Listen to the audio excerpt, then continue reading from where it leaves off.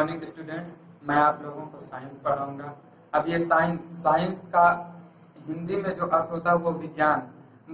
लेकिन हम स्टार्ट करने से पहले ये जान लेते हैं, जो साइंस होता है इसमें कुछ चीजें कॉमन होती हैं जो क्लास 6, 7, 8 पूरा 12 तक और आगे भी काम देती हैं।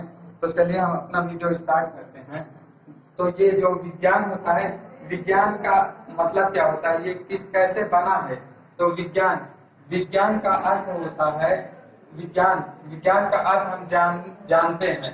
तो विज्ञान दो शब्दों से मिलकर बना होता है।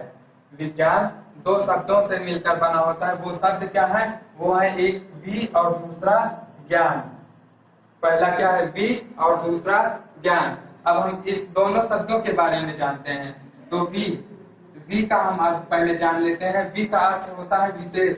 अब ये विशेष का मतलब एक अलग तरीके से कुछ चीजें होती हैं, जैसे हम कुछ सब चीजों के बारे में कैसे कार्य करता है, ये सब चीजें नॉर्मली चीजें हम सुनते रहते हैं, लेकिन एक विशेष अलग तरीके जो हम उसके बारे में जानते नहीं हैं, उसके वो होता है विशेष। और ज्ञान का अर्थ होता है जानकारी। जानकारी का मतलब कि उसके बारे में जानना, यही होता है विज्ञान। इसको जोड़कर बोलते हैं विज्ञान। अब विज्ञान का अर्थ के बारे में अर्थात किसी वस्तु के बारे में एक विशेष जानकारी, किसी वस्तु के बारे में एक विशेष अभी बताया कि विशेष एक अलग तरीके से किसी वस्तु के बारे में जानकारी। जैसा कि मान लीजिए कोई वस्तु बनी है तो वह कैसे बनी हुई है, उसमें कौन से मटेरियल प्रयोग किए गए हैं, कितनी मात्रा में प्रयोग किए गए हैं, जो मटेरियल है वो आपस में कैसे जुड़े हुए हैं, इन सब चीजों के बारे में जानकारी ही विज्ञान कहलाता है। एग्जाम्पल के रूप में मान लीजिए ये मार्कर है, तो अब इस मार्कर में कितनी चीजें मिली हुई हैं, कितनी मात्रा में मिली है, इसमें जो मटेरियल मिला हुआ है वो आपस में कैसे जुड़े हुए हैं, इन सब चीजों के बारे में जानकारी ही विज्ञान कहलाता है। तो चलिए हम अपना वीडियो स्टार्ट करते हैं। तो इसमें पहला चैप्टर है फसल उत्पादन एवं प्रबंधन। फसल उत्पादन एवं प्रबंधन। तो ये फसल होता क्या है, इसको हम पहले जान लेते हैं। ये फसल जो होता है किसी क्षेत्र में एक ही प्रकार का पौधा उगाना। जैसे मान लीजिए कोई एक निश्चित भूमि है, उसमें हम एक ही प्रकार का, मान लीजिए हम गेहूं बो रहे हैं किसी क्षेत्र में, तो वो गेहूं एक पौधा थोड़ी ना लगाएंगे, हम लगाएंगे तो पूरा गेहूं एक क्षेत्र में कुछ एक निश्चित क्षेत्र होगा, उसमें हम गेहूं बोएंगे। धान लगा रहे हैं, उसमें हम कोई खाने की सब्जियां लगा रहे हैं, तो खाने की सब्जियों के लिए हम एक निश्चित क्षेत्र में कुछ लगाएंगे ना, तो वो होता है फसल। ये एक निश्चित क्षेत्र में ही उस फसल उगाना ही, सब्जियों को उगाना ही, या हमारे उपयोगी पदार्थ को उगाना ही फसल कहलाता है। अब आता है उत्पादन। ये फसल जो है इसको उत्पादन करना, इसको लगाना, खेत में लगाने के बाद इसको आवश्यक पदार्थों को इसको देना, और उसके बाद ये जो जब तैयार हो जाए तो इसको अपने उपयोग योग्य बनाना, ये जो होता है इस विधि को हम उत्पादन बोलते हैं।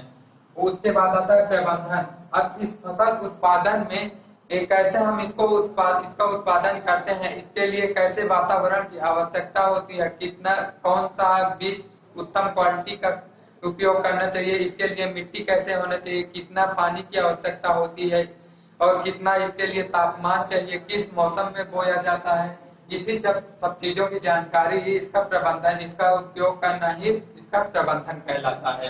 तो इसमें जो होता है इस चैप्टर में कुछ कॉमन शब्द हैं, जैसे फसल है एक बड़े पैमाने पर एक ही किस्म के पौधों को उगाना।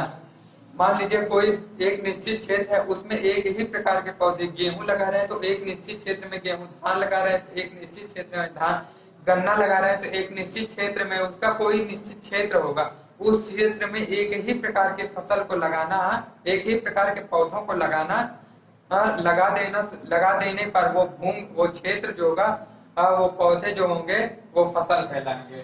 अब उसके बाद आता है खाद। ये खाद क्या होता है, तो खाद बोल रहा है एक जैविक पदार्थ जो फसल की गुणवत्ता में वृद्धि करता है। मतलब कि फसल एक जैविक पदार्थ होता है। अब ये जैविक का मतलब क्या होता है, जैविक का मतलब होता है जो जीवों से बना होता है।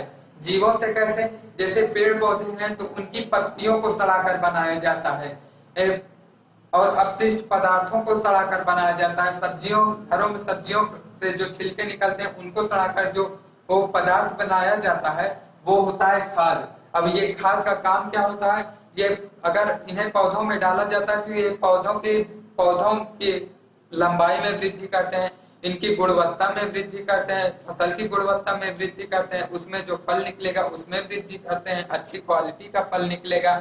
उसके बाद ये जो पौधे की आयु होगी वो बढ़ जाती है। अब आता है उर्वरक। उर्वरक और खाद ये दोनों एक ही प्रकार के होते हैं, बस थोड़ा सा इसमें अंतर होता है। अब हम इसको समझ लेते हैं। उर्वरक एक रासायनिक पदार्थ होता है। उर्वरक जो होता है वो भी, उसका भी काम क्या होता है, जो काम खाद का होता है वही काम उर्वरक का भी होता है।